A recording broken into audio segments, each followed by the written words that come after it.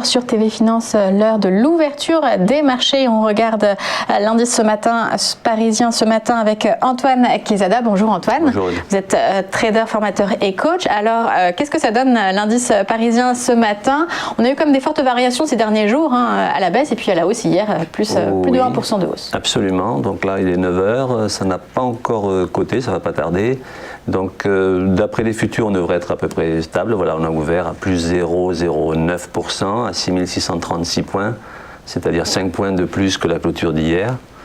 La journée d'hier qui était effectivement un rebond, continuation du rebond suite à cette respiration qui a démarré vendredi dernier et qui s'est poursuivi avec un petit gap baissier lundi et ensuite ce rebond sur un support que j'avais déjà tracé il y a la semaine dernière, vendredi dernier, un support qui passait sur la zone des 6522 points, c'est la ligne horizontale en noir qui est au-dessus du graphique et qui correspondait plus ou moins à la moyenne mobile à 20 unités de temps, qui est le gros support de suivi de tendance que l'on connaît déjà depuis des mois.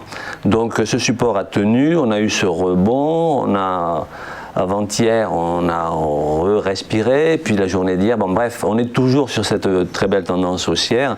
Moi, j'aurais souhaité, espéré, ça je me répète depuis plusieurs semaines, qu'on ait un retracement un petit peu plus copieux, mais bon, on a quand même eu un petit retracement, c'est toujours ça, ce qui permet d'avoir des petits signaux acheteurs d'intraday tout au moins.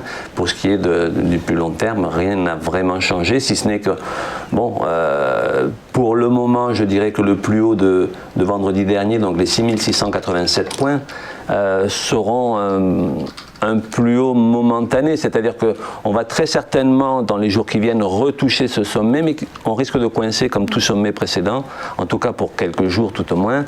Sinon, graphiquement, que dire? La tendance est toujours aussi clean.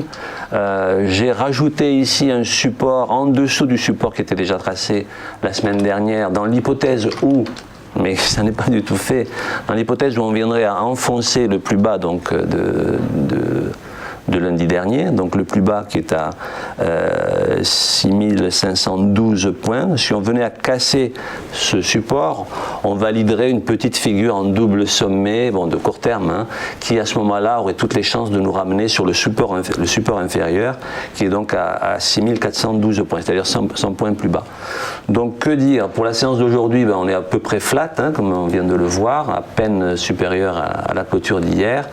Bon, on est toujours dépendant évidemment des commentaires et des sous-entendus des banques centrales, de la Fed principalement. Donc on voit bien... Avec un indice de l'inflation aujourd'hui qui va intéresser les investisseurs. Absolument, donc qui forcément impactera peut-être le mental des investisseurs.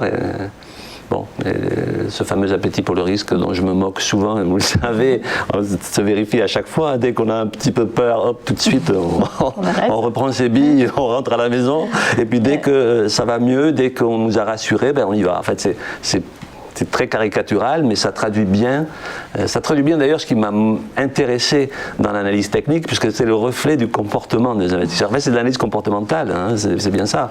Et ces comportements que l'on connaît bien quand on est un humain, et nous en sommes, forcément, ils se répètent à l'infini. Et c'est ce qui permet d'ailleurs d'avoir une certaine prévisibilité dans l'évolution des cours. Si les humains que nous sommes n'étions pas prévisibles, ou en grande partie prévisibles, on ne pourrait pas prévoir avec une certaine probabilité ce qui va se passer sur les marchés. Parce que par définition, on ne pourrait pas. Donc c'est vraiment ce comportement humain qui est intéressant d'analyser, et qui nous fait sourire, parce qu'effectivement, il a toujours ces grosses ficelles qui continuent à fonctionner. Et donc, tant qu'on sera rassuré, les indices monteront, et dès qu'on aura un petit peu peur parce que des doutes s'installent et qu'on nous les fera, les marchés retraceront. Alors, on a toujours une belle tendance haussière. Mais la tendance est pour le moment très très clairement haussière, et tout est fait pour qu'elle soit, elle le reste. Donc encore longtemps. Voilà. Merci beaucoup Antoine Quezada. Je rappelle que vous êtes trader, formateur et coach.